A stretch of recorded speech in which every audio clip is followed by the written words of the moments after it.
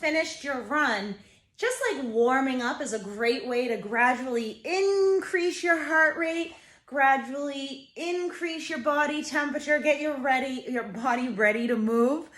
A cool down is also important because it's going to help you gradually bring your heart rate back down, cool you off, all right, and get you ready to stretch and then go on with your day.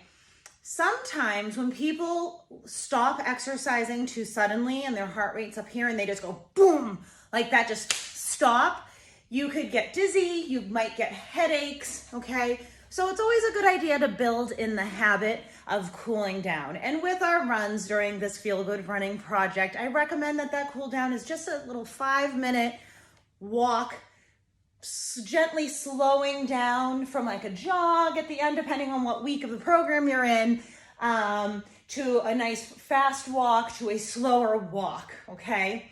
And then what I like to do is after I've slowed down and I feel like my breathing is coming back almost to normal, I can hold a conversation with somebody, I will start to stretch out my upper body. I always do an upper body stretch. I like to roll out my wrists as well because we oftentimes forget about our wrists and our ankles, and they are very important body parts, all right? Especially our ankles. They like support all of us, the rest of us, on our feet and ankles. So why we forget about them, I don't know. So then we do the other arm, and you want to make sure your shoulders drop, and when you drop your shoulder, you're going to get more of a stretch in your back, okay? And you want to hold all of these for about 20 to 30 seconds. Then, nice tricep stretch, okay? We want to make sure that we have flexibility. I don't know why I just turned around on you. We want to make sure that we have flexibility and mobility in all of our body parts for running, because we've learned now from following this program and reading up on this program that even our upper body is important for efficiency of this movement. So we want to make sure that we're not only strengthening these muscles, but we're also keeping them mobile and giving them good range of motion and making them feel nice, okay? Meanwhile, like I said, I like to do this. I let my heart rate come down for about 3 minutes, and then for about 2 minutes, I do my upper body stretches while I'm usually still walking. I'm usually still out in the neighborhood somewhere. And then when I get back to my house, I kick my foot out, I hinge at my hips, and I get a nice stretch down my hamstrings, okay? Again, 20 to 30 seconds aside, and then the other side. And that feels really good. My calves have been super tight. So I'm also going to do a calf stretch, and if you have a wall or something that you can push against, you're going to step out and you're going to step like that. And you're going to bring that heel down to the floor. And stretching should never feel painful. Like, you should feel the stretch, but it shouldn't be so uncomfortable that it's pain, okay? Because that could be an injury, and we don't want to do that to ourselves, right? We're going to do the other side. And you can see how tight my left calf is because I can barely get my heel down here. So this is clearly an area that I need to work on a bit. Okay. The next stretch I like is you're going to take your foot in your hand and you're going to bring your knees together, and you're going to feel this stretch down the front of your bent leg, down your quadriceps and your hip flexors. Okay, so you're going to do that both sides. Another great stretch for your hip flexors is you get into that lunge position and you drop down a little bit, but you really want to think about taking your butt and you're going to bring it forward. See that very gentle pelvic tilt. And then you should feel this right up in your hip flexors, and this should feel really good. Whoop. Okay, so again, you're going to do this on both sides. And I like to take my cool down and stretching sessions as a chance to kind of reflect on, like, what sort of things did I see that were interesting? How did I feel during this run? Did anything feel especially tight? Because I'm definitely gonna wanna give that a little extra TLC. The next stretch is that IT band stretch. So you're gonna take one leg and you're gonna cross it over the other. And then you're going to stretch down and across to that back leg. And you should feel this all the way from where the IT band starts in your hip, all the way to where it connects in your knee. Okay. You're gonna do both sides. Then we're gonna do our figure four. I can sometimes like to do these standing, but I'll also show you how you can do them on the ground. You're gonna take one leg, you're gonna cross it over the other leg, and you're gonna sit into it so that you get a nice stretch in that glute. Oh yeah, that feels so good. Okay. You can also do this on the floor.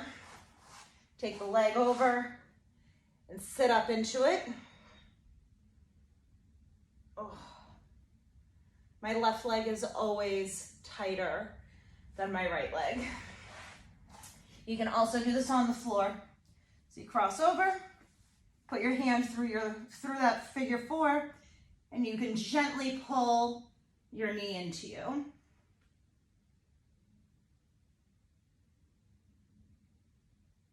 Okay.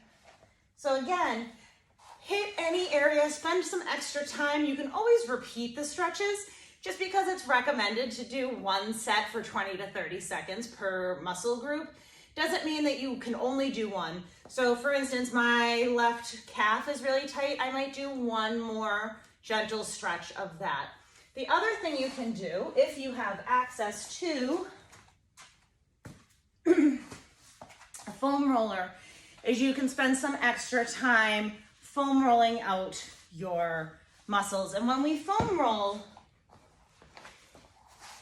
you want to make sure that you do not, oh, I can feel that right there. You want to make sure that you are not rolling over a joint, okay? And you want to make sure, so you're going to just slowly roll until you find a tight spot.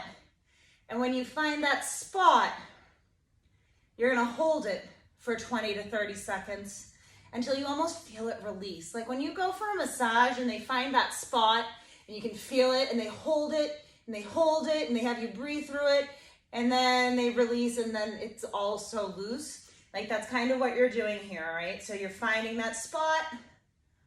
Ooh. You're holding it, and then you roll to the next spot, and then you roll to the next spot. All right. And if you're foam roller, so there's foam rollers that are all different, like densities. There's ones that have all different types of fancy little contractions on them. Really what you need is something that's like a little bit more dense than a pool noodle. Unless you're very tight and very sensitive, then that might be what you need, okay? You could also use a lacrosse ball or a tennis ball and roll your body around on it, and that can feel really nice too. So we can do our calves, and if you have a not dense one and you need more pressure, you can cross your legs, add some more pressure in. We can do our hamstrings. Really, it's really hard to do this wrong, but what I do stress is that you find that spot, like right there. Oh, yep, right there, right in my glute med. You hold it, and then you roll out. One of the places that you might find that you become very tight might be in your quadriceps. And this is one of my favorite rolls. So on your belly, you got one leg, you got the foam roller above the knee, right? We don't roll on the joint. Whoop. And we're gonna roll until we find that spot. And we're gonna hold it. And my other leg is just out to my side. It might be more comfortable for you to put both legs on the foam roller, and that's okay. Woo. Right there. Again, I'm not rolling over my knee or my hip. I'm just rolling from the hip to the knee. I'm finding that tight spot. I'm holding it. I'm breathing through it. Roll it out. Okay. So those are some of the main places that you might find that you want a little massage on, a little self-massage, especially if massage studios many are still not open and we don't know when they will be open. So this is a great way to give your muscles a little TLC. Another soreness tip is if your legs and your muscles are really sore from all of this activity, it might be useful and beneficial for you to take a warm bath with some Epsom salts. I mean, I don't know if there's really any research or studies that show the effectiveness. I can't speak to that of the Epsom salts, but I do know that a nice warm bath or a warm shower can feel really great on sore muscles. So that's one of the things I like to incorporate when I'm doing a training program that's really challenging me. So I hope these are helpful. If you need any other ideas, you know where to find me, Michelle at michellefarrellfitness.com, or in the Everyday Fitness Facebook group, which is where I'll most likely get back to you more readily. All right, so I will see you there, and happy running.